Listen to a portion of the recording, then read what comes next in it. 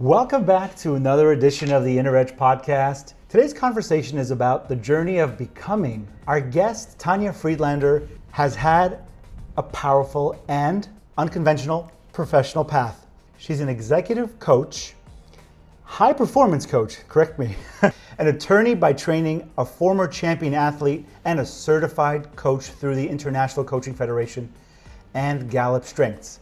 What makes her story meaningful is not simply her resume. It is her movement from achievement to alignment, from performance to purpose, and from personal success to helping others become stronger leaders. Today we explore her journey, her career pivots, and the lessons she has learned about leadership, resilience, and emotional capacity. Tania, it's so good to have you. I really appreciate you coming on the podcast. I'll never forget the first time I met you. It's been really incredible to also live in the same community as you. Yes. So it's fantastic. We go way back. Yes.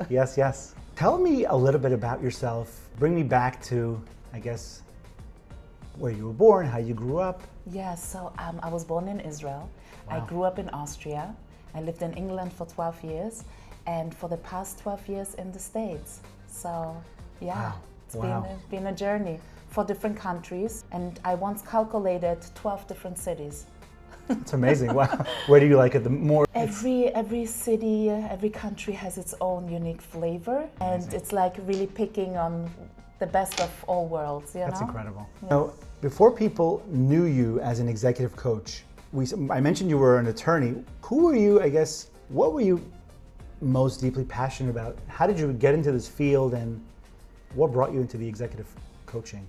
So really, there was, when I was really, after a big part of my life was table tennis growing up. So that was a very big part of my life, and I was always at the crossroads between law and psychology.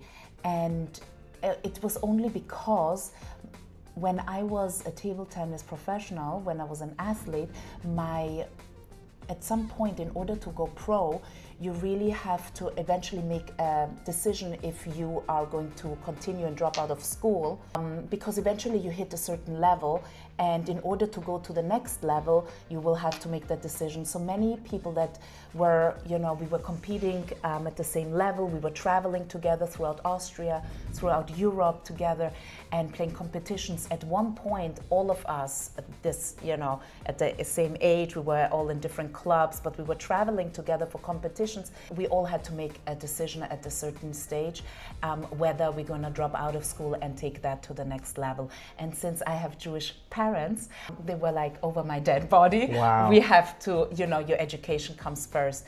So that is when I decided to, obviously now life is becoming more serious, and I was told I would make a great lawyer because I was always able to see different perspectives, and because I was a mediator. Oh, they always saw me as a mediator, so people were like, wow, she can really defend both sides. You would make a great lawyer. So this is kind of like the statements I grew up with, but I really loved the mind and psychology and understanding what makes people great, and understanding how do people achieve their potential and how can we bring out our best. And so I was always going between the two, and eventually I decided I'll go for law. So that is when I decided to go on the legal path. And I had a big vision of becoming a human rights lawyer, and it was also at the same time as I was going on a spiritual journey. Yeah, and then when in my spiritual journey, I became more observant, and I wanted to learn more and dig deeper into my own heritage. And as a result, my priorities had changed. I was then already starting to date, and I met my husband. And that when we moved to America, that is when I had to ask myself again, will I take the bar? Because here I would have had to take the bar again. Will I continue on the legal path and take the bar, or will this be a time to pivot? And at that point, because my priorities had changed, I really felt like it was time to go back and explore the field of psychology. However, I didn't go the traditional route. I found the field of positive psychology, which I fell in love with, and it was like, this is what I was looking for. So that is how I entered into the world of coaching. That's incredible. I think Rabbi Lynn was also very big on that. Yes, That's absolutely. incredible. Wow. Yeah. Are you still playing ping pong? Yes, professionally? Yes, and not professionally. I still play and teach the children, and I also want to play with my husband. That's amazing. So yeah.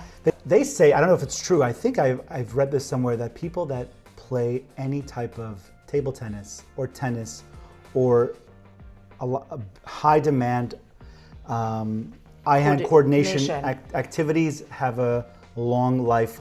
Yes, exactly. They live longer. And it's really good for your brain. Yeah. It's really good for the brain and longevity. Yeah.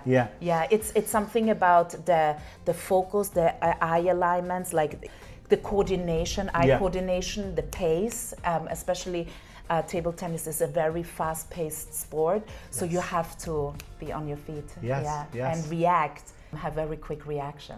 So it's really good. It's incredible. You know, I'm sure the audience doesn't know, but about 10 years ago, maybe 9 years ago, I worked with you on a coaching level, and I will never forget the exercises, activities that we did together to get me to the next level. And if you look 10 years down the road, like, you see me today. Oh my God. Thank God, a lot of transformations. And I have to say, Tanya, a lot of it, I have to give that publicly to in front of everyone, thanks to you. A lot of the coaching and the guidance you've given me. Yeah, I really want to pivot to that lens a little bit and talk to you about, where do you, I guess I'll go with the first question. What type of clients are you working in at this point in your profession? Where are you? So I very much focus on leaders in companies or business owners, and typically they are very high achieving individuals. They're ambitious, they're driven, typically type A. And so they're very highly motivated or work on their motivation, but really have an internal drive. And I work with them to achieve their potential. And oftentimes the downside of high performance is burnout. Yes. So when we go at a certain speed, that is the downside on the flip side. And so oftentimes I work with them not only to achieve the success that they want, but also without the burnout that often comes with it. So I call it sustainable success, because otherwise it's not sustainable. Right. You cannot go at a certain speed without a breakdown. So we need to be able to really make that sustainable. And so that is what I focus on, so that they can grow in a healthy way, in a sustainable way. So typically it's CEOs, COOs, anything within the C-suite, and also their team. So I work with the leader and the team as well. Wow. Yeah.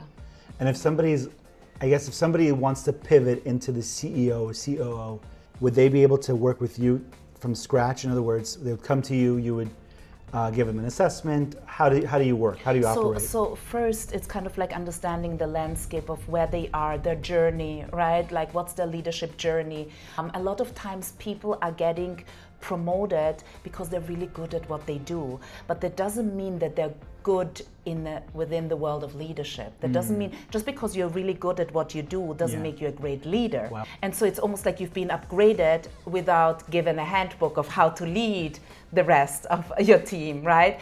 And there's actually, it's called the Peters Principle. The Peters Principle states that you're being promoted, being really good in what you do without having the leadership capabilities. So this is where I come in. Because now, what got you here won't get you there.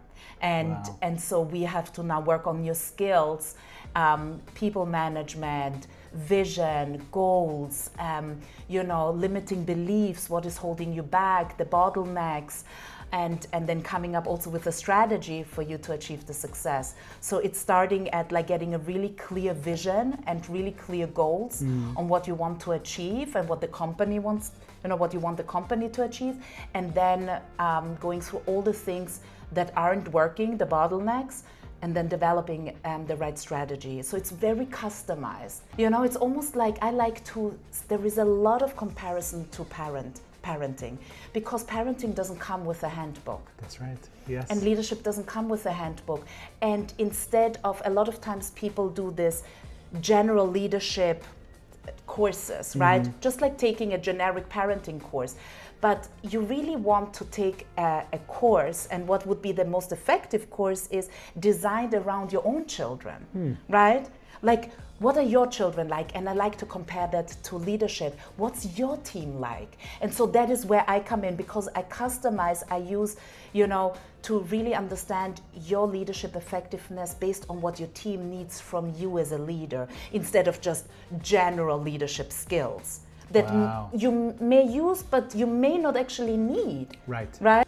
So it's more effective if, let's say, for example, you want to, work on becoming a better parent, a better father, then it's better to do something that's customized. What do your children actually need, instead of just general parenting skills? Wow, that's powerful. I like how you make the connection between each role, parent, child, and seeing what their needs are. Yes, exactly. It's incredible. And we don't also use a very holistic approach. And what I mean by that is that a lot of times we separate profession with personal. Now I'm in my professional role, right? But we don't, until you start coaching, you start seeing how everything is connected. How suddenly your biggest distraction and your biggest obstacles are internal. And you start seeing how there is so much overlap, and you start seeing a pattern, a thread between, like, oh my goodness, that's how I function as a parent too, and as a husband, and as a father, and as a friend. Wow. And that is very eye-opening, because it has a ripple effect. When you start boosting your leadership effectiveness, suddenly you start seeing how you're becoming a better parent, husband, friend, community member too. That's incredible. Can you share, if you're willing, some things that that you see time and time again that come up, in different, I guess, tailored coaching experiences that you've seen in the philosophy of the challenges that you deal with, and maybe how you navigate through them? Sure, like a specific, an example. Yeah, so for example, a lot of times somebody wants to, let's say, comes in and wants to work on boosting their leadership effectiveness, and suddenly, what we're noticing is that some people are more people pleasers, so they don't want to have the conversations that they need to have with their team members. They're people pleasers, and they like to say yes. They don't want to come across as difficult. They want to be liked. That's like me. You're describing me right now. So it's important to say, okay, when I, of course it's good to want to bridge, and you want to find harmony, right? But at the same time, it can become a real bottleneck. You're not able to really lead effectively and say, but this is the goal we are going for. This is the conversations we need to be having in order to grow to the next level. Wow. And we can't just always be giving in just to be liked. And there is a certain way, and I teach how to have the conversations you want to have without necessarily, it doesn't mean that you're going to be disliked. A leader does need to lead. And that means having a clear vision, that means to have clear goals, that means to have clear boundaries. And oftentimes we're afraid to communicate that just because we don't want to overstep, we don't want to seem difficult, or, just to keep the harmony in place. And that is what I start to work on then. Okay, how can we have that conversation? How can you go now to your team member and say, you're taking too many vacations, you're procrastinating. Obviously, I teach them how to say that in a really nice way, and in an effective way, but at the same time, lead forward. Wow. I guess it's not what you say, it's how you say it and approach it. Yeah. Exactly. Wow. Can you talk a little bit about how your own personal journey shaped your coaching philosophy?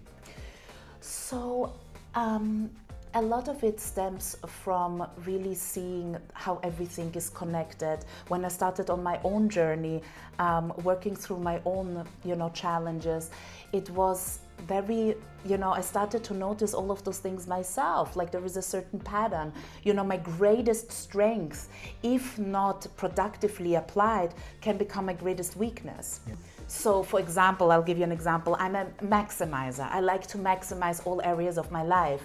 So that means, my professional life, my physical health, my mental health, my relationship with my kids, with my husband, with my friends, so it's really like maximizing all areas of my life. But again, when it's not productively applied, maximizing all areas of your life can come with burnout. So when I started to notice that, I started to see how many people are impacted by that. And so that is the direction that I like to go, because your mess is your message. That's true. That is very true. And how you do anything is how you do everything. Exactly. And that is why I became so passionate about it, because I saw a certain thread, a certain pattern, and and having the tools to navigate that is invaluable. Can you speak a little bit about burnout in general? We all experience it on different levels. How do you see it? How do you guide people through it? And what advice can you give people? So there are many different reasons for burnout.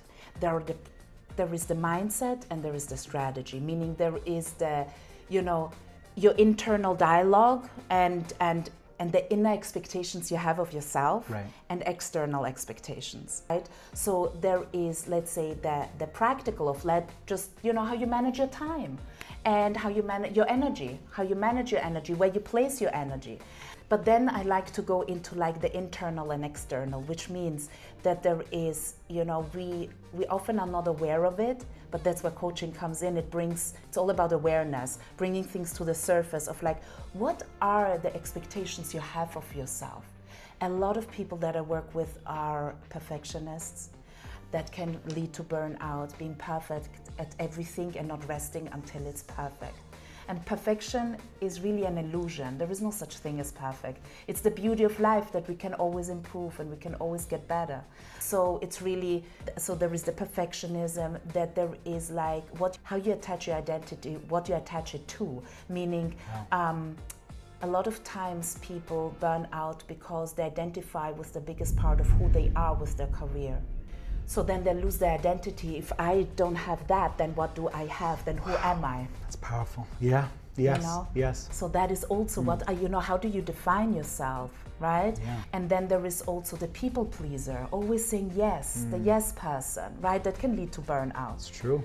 And so not having strong boundaries and saying yes to too many things. And so this is the internal part of burnout. And then there is the external part of, are you doing things because of status? Are you doing things because you want to be seen a certain way?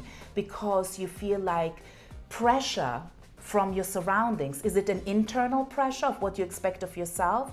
Like I should, every time I say, when you hear should, it's already your inner saboteur. It's not your inner leader. Should is already guilt. I should be doing more. I should be better at this. Right. So oftentimes we don't even listen to the inner dialogue. My clients already know, it's not coming from a healthy place. Right. A healthy place is I want to, I thrive to, I would love to. It's a different conversation. Should is pressure, should is guilt. So where's it coming from? And then there are the shoulds, external pressure, right?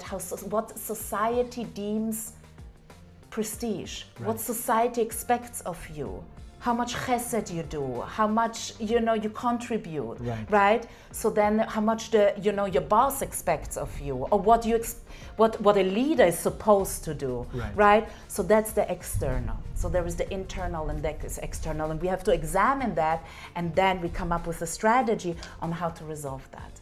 Wow. That's why I say it's very customized, because we all have a different internal dialogue. We have, the way we manage or relate to time.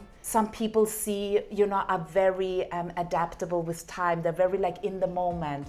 They're just like, they're like very good, just spontaneous people. They're like, oh, you need me, and off you go, right? Wow. And some people like to be organized and very, no, I need to schedule my time, So we need to see like, how do you set yourself up? So that's more the practical side of it, of time management. And then I like to go into energy management. How do you balance your energy? And we have different dimensions of energy. There is your spiritual part of you. There is the more emotional capacity, right? There is the practical capacity. So there are different dimensions of how you manage your energy. And so do you give space and time for each of those parts in your life? And that is when we start to feel off balance. Right. When we're like, in what end? There's too much energy on one than the other. Right. Wow. It just brings me back to working with you 10 years ago. When you mentioned that word saboteur, I already knew. You already know what that means. Yes. I remember. It's so easy to go back to that inner voice that kind of says, I should do this, I should do that.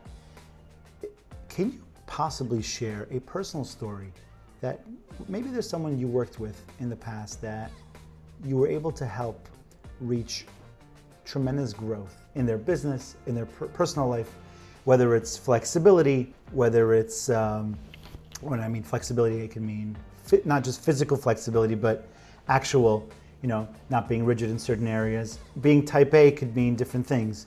I'm wondering if there's a story that comes to mind of a specific, company or person you've assisted in helping and transforming or impacting in some way. Their life, yes. Let me think. Yeah. Because I want to use somebody specific. Let me think. Like it kind of like from point A to point exactly, point A to point B. People come with so much. I need to stay on one because they come with so many different things. It's like so many stories. But I want to just walk through like one. I guess as you're thinking of a story, the other question I was going to build on top of was what patterns do you consistently see, among high-performing leaders? Yeah. So one really, it was really a pleasure working with them. All my clients are really amazing, extraordinary individuals. But what often comes up, and what this particular individual, what we were working on, was that she came in because she was just like, I love what I do and I love my life, but I can't go at the pace that I'm going because I feel depleted. And she had no idea where it was coming from. And so all she knew at the time was that she wanted to become better, right? But she didn't know what better meant. And so what we did together is to really get a plan of like, how does she define better? And this is something that I see throughout. I'm answering your second question too. Yes. The pattern that I see throughout is that oftentimes we are striving for something and we are not clear on what it is that we are striving for. Wow. I want to become a better leader. I want to be more successful. I want growth. I want to be more effective. And we don't know what those things even mean. So what I do is I help them get the clarity that they need, because those things mean different things to different people. What you think is better is different to what I think is better. Right. Or what you consider good or excellent is different to somebody else.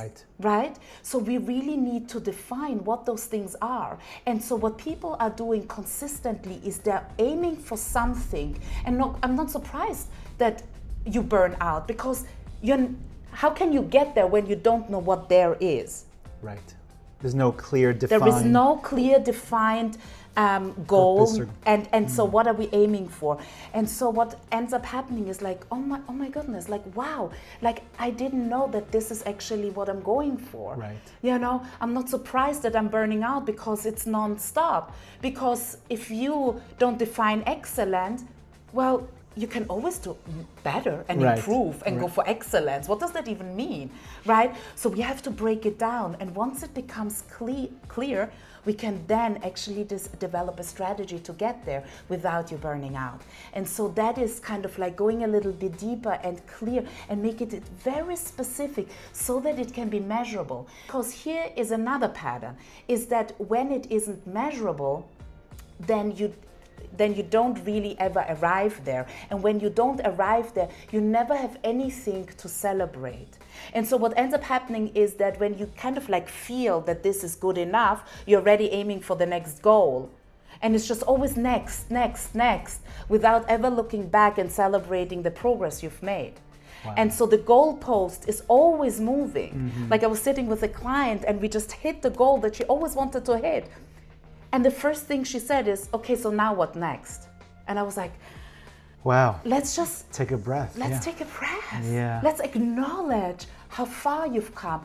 And so the belief with high performing individuals is that celebrating your success or acknowledgement is going to slow you down.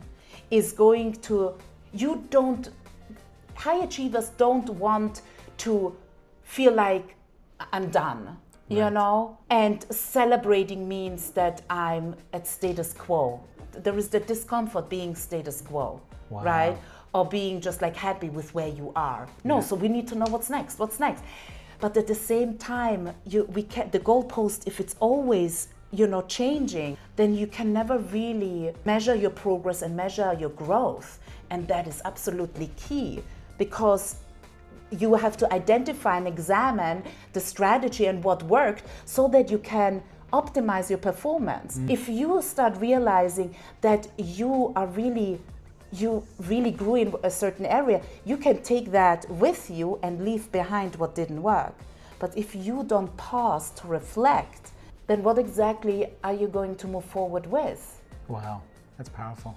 That's powerful. Actually, just to dovetail on what you said, Yeah. I have a couple of bosses. One of them specifically is very, thank God, uber successful in a lot of areas. And I was sitting in a meeting with him and he told me he has a very important project he's working on for many weeks. And I told him, okay, whatever you need. And he's like, yeah, I need a lot of siyata deshmaya, he said. And thank God he got through it. After 2 weeks, he got a good result. And I sat with him, I said, how was it? He goes, passed everything with flying colors and everything came out exactly what he wanted. I said, oh my goodness, you should celebrate. He goes, nope, I accomplished it, next. We're moving on. I said, but you were looking forward to this for so long. And he said, no, I gotta move on, I gotta forget about it. I accomplished it, now I'm gotta move on to my next thing. Yeah, exactly. But he is very successful, No, that's great. And it needs to be celebrated. Right. Yeah, it needs to be celebrated because it impacts your well-being. Right. Because what ends up happening is that you always live in the gap between where you are to where you want to be. Wow. If you don't celebrate, goals are helping you move forward, but we also, in order to measure any sort of progress, we need to look backwards. That's the only real progress you can measure. You can't measure forward, right? So what ends up happening, you're always living in that I'm not there yet. I haven't achieved success yet. Because as soon as you arrive, the goalpost moves. So you're always in that gap. Wow, that's very powerful and very true, yes. I think it's important in all areas of life to look back and see your accomplishments, where you've come, how far you've come. I always look back and say, just as a reminder, where you've been and where you are and where you're headed. That's how we started our conversation. That's right, yes. Right? Yeah. It's like, look, yeah, how far you've come. It's incredible. It's tremendous. Yeah. And we need it because it boosts your confidence and it shows you're rewiring your mind to show you can. Because if you don't register this and your mind doesn't take a picture of this and says, yes, I can, then you will just continue living into that I'm not good enough and I'm not there yet, and all of those beliefs that shrink you instead of like seeing like, no, I've done this before. I know what success feels like. I know what growth feels like. We need that in order to powerfully also move forward. You know, it brings me to the next point. Do you feel that there is a specific type of a pattern that if you follow a certain pattern, you're going to receive a certain, or you'll achieve a certain level of success. And it works the opposite way as well. If you don't do X, Y, and Z, or if you do X, Y, and Z, you'll accomplish something completely different. Do you feel that is what you've seen in your work, that if somebody follows a certain level of, obviously custom to what they're looking to accomplish, their goals, if you're really following those patterns, because everything is really like, if you look at the seasons, the 4 seasons, it's always going to be the winter, the fall, the spring, summer. Does it work the same way with coaching, do you find, or it's completely different? No, it does. It does. It does and it doesn't.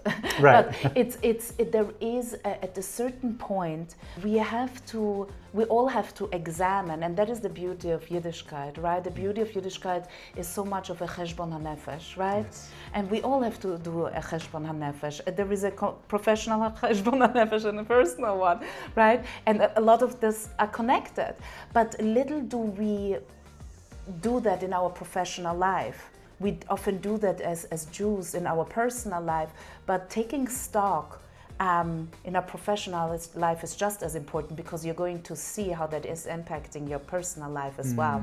And so one thing that for sure is going to change your trajectory is noticing where you're going on autopilot.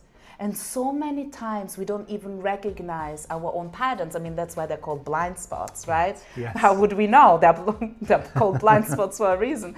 But when we don't examine of our wiring and our challenging our beliefs, then eventually we hit a certain point that when you hit the ceiling, that is where you have to examine, and that's typically where people reach out and say, I'm stuck. That is what stuck really means. It's like something is holding me back, or I'm not moving forward in a way that I want, or it isn't going in the direction that I envisioned, right?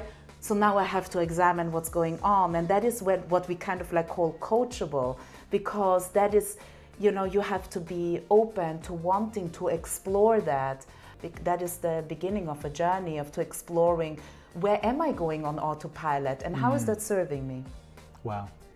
Because the patterns often work for us up until a certain point, and then we outgrow them, and then we're like, okay, what do I need to change now? What's going on that it isn't working for me anymore? I mean, especially with high accomplishing individuals, they reached a certain point because of their drive, their motivation, their stamina, their work ethic, right? All of those things. But then we have to examine how you're working, because it works until it doesn't work anymore. Wow. That you've answered a lot of my really fantastic questions. The next question I wanted to ask you was, how has your professional journey expanded your own emotional capacity? Wow, that's a beautiful question. My professional journey has really supported my personal life. First of all, it's really giving a lot of purpose and meaning to what I do. And it's also, I find that especially when everybody's going through challenges, right? Everybody goes through challenges. And especially when we go through challenges, we either feel, life is not moving in the direction that I was hoping, or, life kind of feels either stuck or going backwards.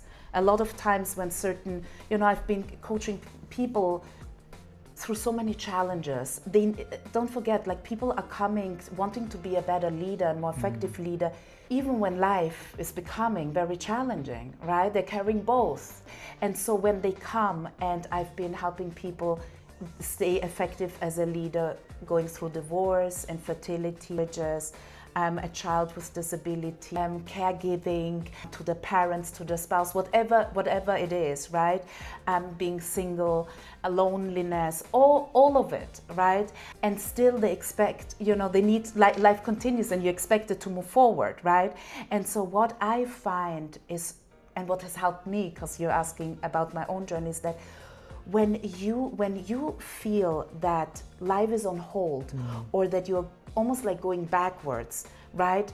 That to actually find, either in your professional life or in outside of your professional life, something that helps you move forward.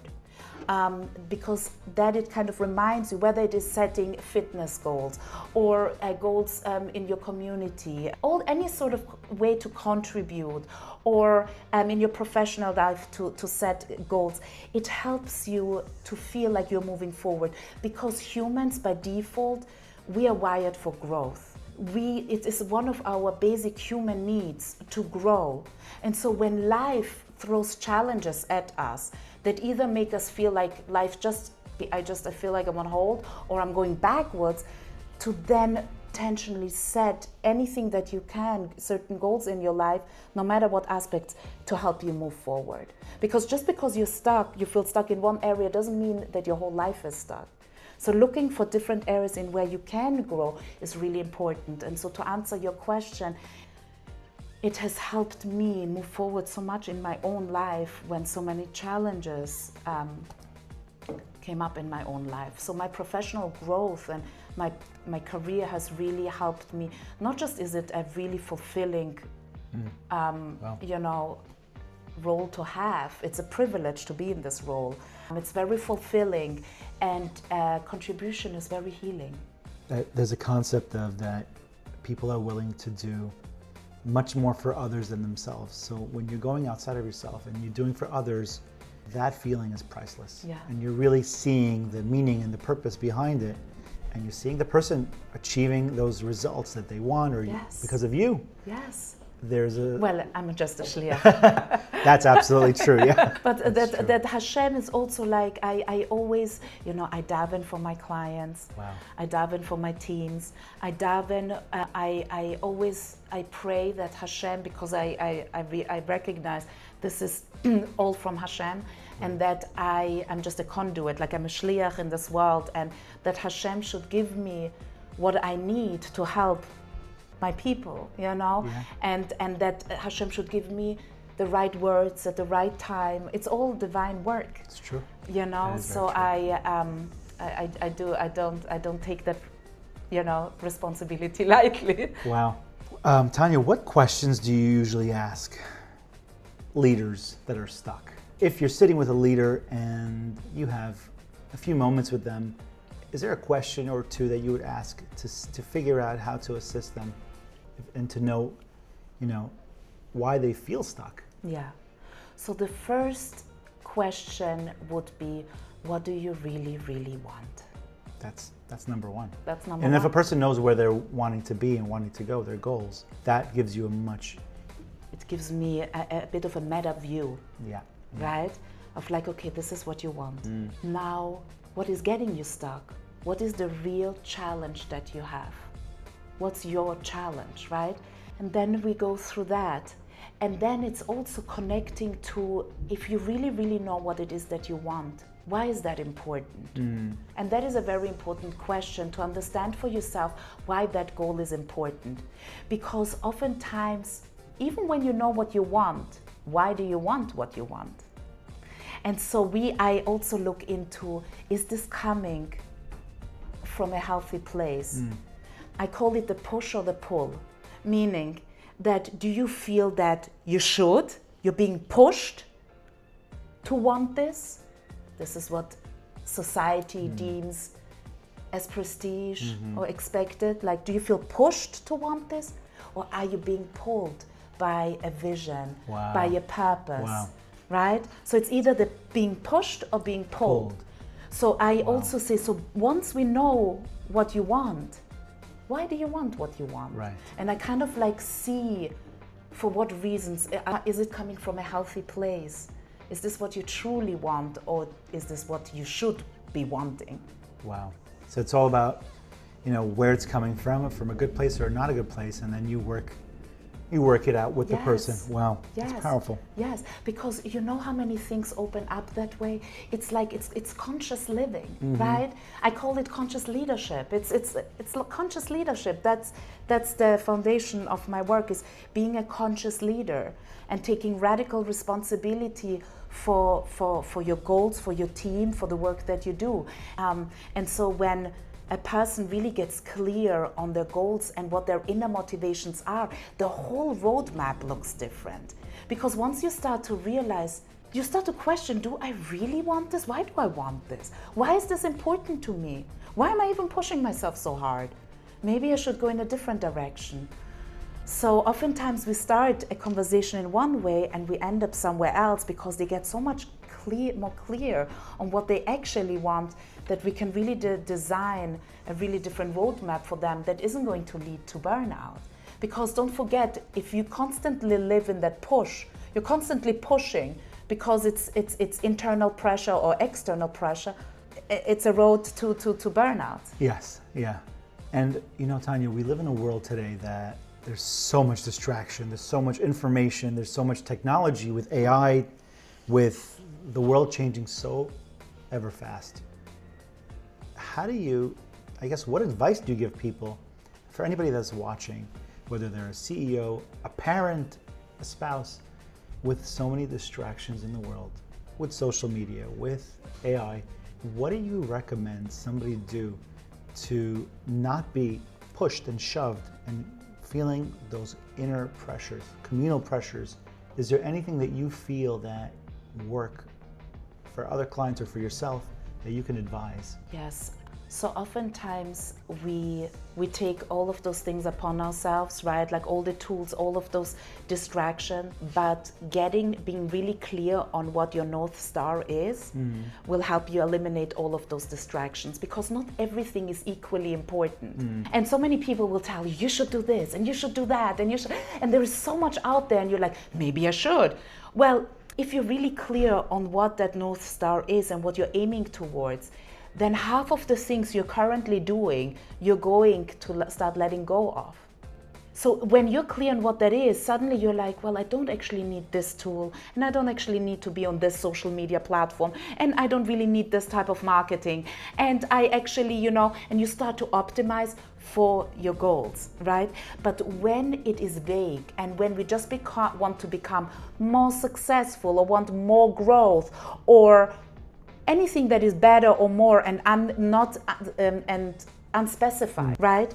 That is when you're like, oh, maybe I should, because it is so vague that you don't really know what the strategy should be. Right. And I get this with many people. For example, somebody recently reached out and said to me, Tania, will you help me? Will you tell me where to advertise for my business? And I said, do you know who your target audience is?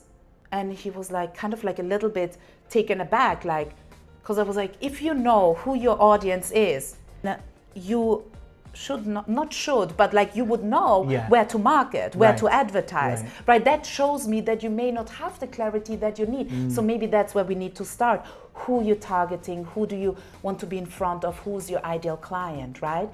And so this is where clarity is key, because again, he is in a world of like, where should I advertise? I can do this and I can do that. And there is so many possibilities. So we have to kind of go backwards and say, who do you want to work with? Who is your ideal client? And when that becomes clear, then the rest of your strategy becomes clear as well, because your vision always informs your strategy. Wow. It's all about the vision. It's all about the goals. It is. It is, because when you approach them with specificity, you eliminate all the distractions and you ask yourself, is this tool, this AI tool, this marketing tool, all of those things, will they move me closer to my goal or further away? And when you know what that goal is, it's so much easier. It becomes a filter. We need filters, right? That's why we have so many different type of filters in our lives, right? Yes. We need a filter. And when that is clear, then you know what to leave out and what to bring in. Will it let me be closer to my goal, or move me away? And that is a distraction. Everything that removes you from where you're going is a distraction. Wow. So somebody who's doing 10 different things at once, whether they are doing therapy and whether they're doing, I don't know, something else, contracting, and they're doing other things that are distracting them from their goals. I'm saying there's some people that have many professions, or some people that are doing too many things. It's like a jack of all trades and a master of none. Yeah. So over here, I love the fact that being specific in what you want to accomplish is really at the core of everything. Yes, because you're actually optimizing for something. Oh, and if you have so many different things, look, if it works, there is no problem until there is a problem. Yeah. If they're happy and it works, good. Nothing needs to change until it becomes a problem, right? Yeah. Like until we notice something isn't working and how I'm doing this, that is where we have to examine. But if everything works in the way that you want, then this is probably the way that it works for you. Right. So I'm not arguing with that. But what I am saying is that when you're optimizing for something, you can eliminate all the distractions, because whatever doesn't move you closer will only be a distraction. Wow, that's very true. Tania, we spoke about being specific in your goals. We spoke about high-performing leaders. One area that I really feel that I would like to go back is, advice. When it comes to what advice you would give someone who knows they are meant to be or go for more, but are afraid to change in certain areas, whether it's going for a specific degree or a career shift. What advice can you give someone who's just fearful? Is it going back to being specific? Well, it's asking yourself why are they so uncomfortable, right? Like, what's the fear? What are they afraid? Because oftentimes we're afraid to fail, right? We're afraid to try something and not succeed at it, and feel like we wasted our time, right? So we hold ourselves back and procrastinate even more because we don't really know what it is that is causing us this fear. Why am I so uncomfortable with stepping into the unknown? A lot of times we humans are control freaks. Like, we want to look for control and predictability in every aspect of our lives, and it makes us it's very unsettling to not know what the future holds, if this is the right direction. And so oftentimes that in itself is preventing us from actually doing something, right? Trying things out and seeing if it works for us or not. And people are afraid that maybe they will have to pivot, right? And the truth is that the earlier you pivot, or the earlier you kind of like take that risk, it's almost like what we call fail forward. That's so funny. Yeah. It's trying things out and saying, okay, you know what? I tried it. It worked. This didn't work. Let me try something else out. But not doing anything at all and being almost like, what's it called? Paralyzed by it. Frozen. Yeah, frozen. That's even worse. Because at least you tried, at least you have something to work with, to go for. So I would say to examine what's the discomfort, what are you truly afraid of would happen if you just went for that degree, Of course, set yourself up, see what are your strengths, what kind of design around, what your vision of your future looks like, what kind of work life you want. That is definitely, some people want to be entrepreneurial. Some people want to own a business. Some people are like, no, I'm just happy to lead or do something, and I don't need to necessarily be entrepreneurial. Wow. Some people are more risk averse. Some people love taking risks, right? We are all wired differently, and there is no right or wrong. And that is something that I always like to state from the get-go, because we like to put things into categories. This is right, or the best way to do things, and this is wrong. There is no such thing. Whatever works for you, and you have to, the best thing you can do for yourself is to look at what do you want, what works best for you and your family, or the future that you envision, and then go for it. And don't be afraid, because it's typically we are not afraid of the uncertainty itself. What we are afraid of is, are we going to be able to cope with whatever happens? Because if I told you, for example, Efraim, if I said to you, if I told you that whatever you're trying to figure out for your own future, you'll be able to handle it. You trust yourself that no matter what happens, wherever your mind goes, what if this happens, or what if that happens, or what if Yeah. But yeah. we are not afraid of the uncertainty itself. We are afraid that we will not be able to handle it, or that we don't have the inner resources, or that we will break down, or we don't have what it takes. Wow. But if I promised you that you have everything that you need to be able to cope, whatever life has to offer you, right? That challenge. you will be strong enough, and you will be able to cope, and you will have all the tools and inner resources that you need. Would you still be afraid of the uncertainty? Definitely not. Definitely not. There's more validation. I definitely, Exactly. yeah. So we are never afraid of the uncertainty itself. Is that we are afraid of, will I be able to handle it? Will I be strong enough? Wow. Will I be able to cope? That is what we're truly afraid of.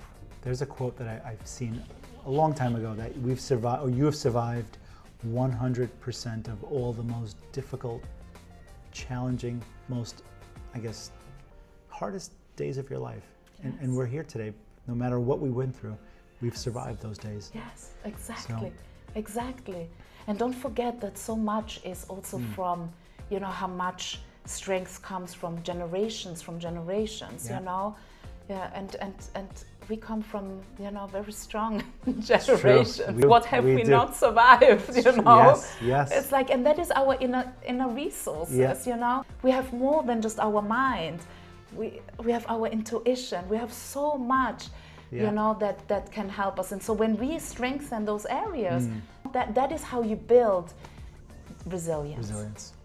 Tania, when you look back at your journey from being an athlete, attorney, executive coach, what do you now understand about success that you did not at the beginning?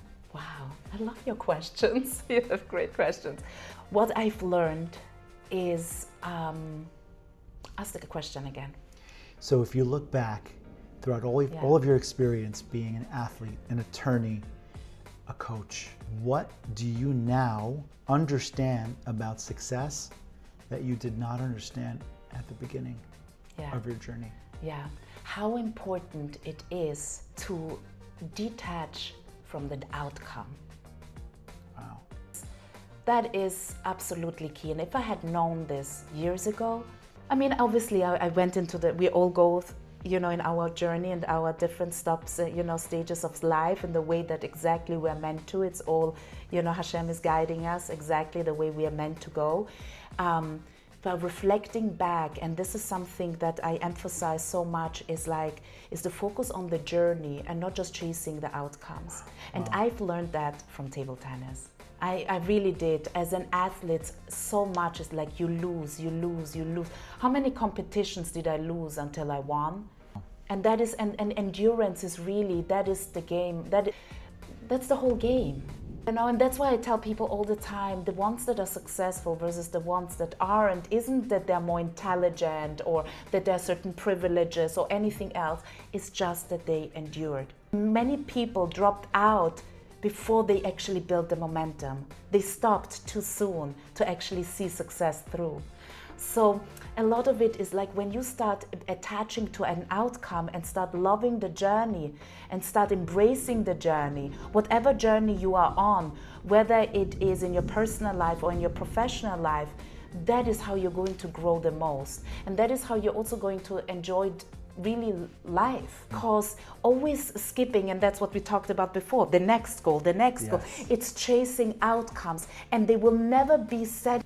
Wow. They will never be enough because you're constantly just chasing something, and you never feel like you've arrived. But when you start loving and embracing the journey, that is when you start to really be present, enjoy every moment, and not just chase and next. I know I worked with somebody who in his work, on the way home, he always had to walk through a certain neighborhood he hated.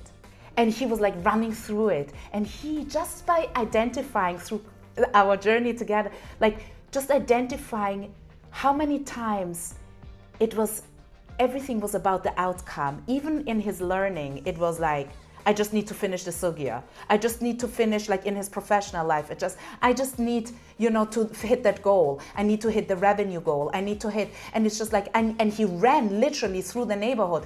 And a big chunk of our work was to to not rush through it. He was, and like when he started to really work through going through that neighborhood, it helped him also not rush through the sugya, not rush through the revenue goal, not rush through just getting by every day and skipping through the steps of like being present with his children and his wife.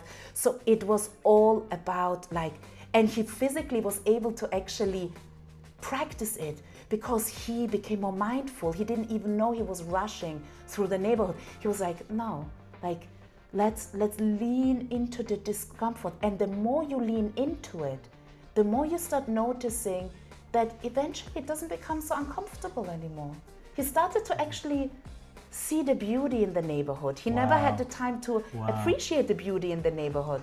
So he was just constantly, you know, he wasn't able to appreciate it for what it had to offer. So he started to change his relationship to the neighborhood, to revenue goals. And it was always like the outcome. And for many people, it's like that in leadership and business as well. They just want to succeed. They just want the outcomes without starting to embrace the journey. And so what I started doing as well in my table tennis is not just focusing on winning the game, but to actually enjoy becoming better in my moves, in my reps. So it would be practicing my forehand, my backhand, my spins, my serves, and just measuring that. Even if I lost today, did I practice my serve in the way that I wanted? Did I hit the spin? Did I improve? And that is what Atomic Habits also speaks about, that, you know, the many atomic habits that eventually lead to exponential growth. And that only works when you start to embrace the journey. So that, I would say, really shaped, you know. It's powerful. It's very powerful. Tania, thank you so much. Thank you so much for your time, your candor, and just really not gatekeeping anything and being so open and honest in all areas. Thank you. Thank you for having me. It was so beautiful and so inspiring to talk to you. And, you know, we've come a long way. Yes.